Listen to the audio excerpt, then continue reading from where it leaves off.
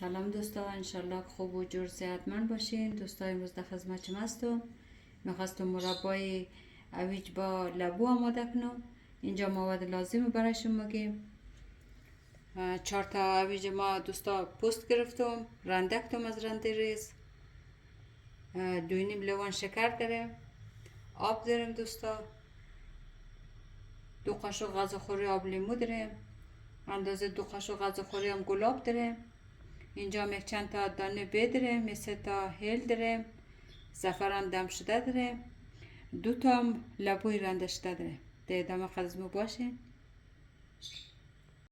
دوستان ما دیگشتم روی گاز، اویجای رنده شده را میرزم داخل دیگ. لبوی رنده شده را میرزم.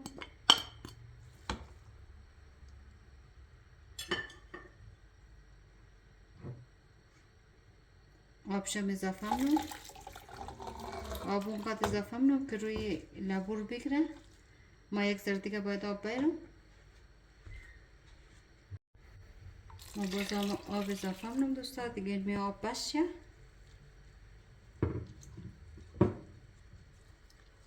میلوم دیگه جوش بیاد. در ادامه قضمو باشین که شکر نش اضافه کنیم.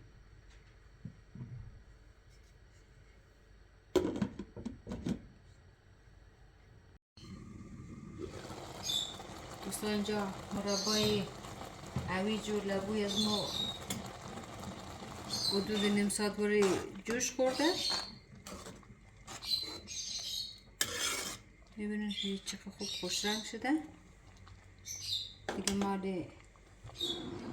شکر نایش اضافه کنم. 3 تا هیله که داشتیم با شکرشی.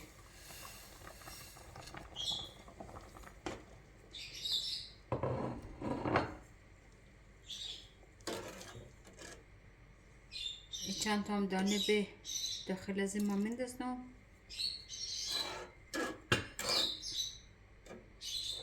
دیگه دوستا برای تمشی اندازه 2 قاشق غذاخوری هم ما گلاب اضافه کنم. این هم آب لیمو اندازه 1-2 قاشق غذاخوری.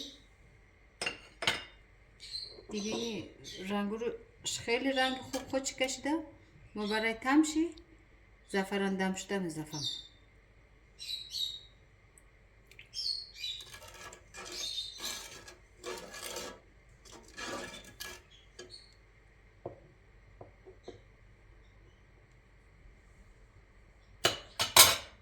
دوستان ما دیگه در دیگشتو در ادامه قضمو باشین بخیر تا آماده شنه.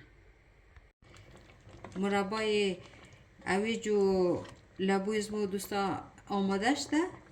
میبینین که چقدر خوب خوش رنگ، خیلی هم خوب جافت دیده. همینطوری در شعله کم اندازه 3 ساعت وارد جوش خورده. دیگه ما زیرش رو خاموش کنم دوستا. در دیگه هم دم کنی میدیم، میذارم که تا خنک شنه. در ادامه قدمو باشین که بخیر بس بگیریم داخل شیشه جای به جای کنیم. دوستا مربای اویج و لبوی از ما آماده شده. ما بعد از که خنک شد گذاشتم داخل یخچال.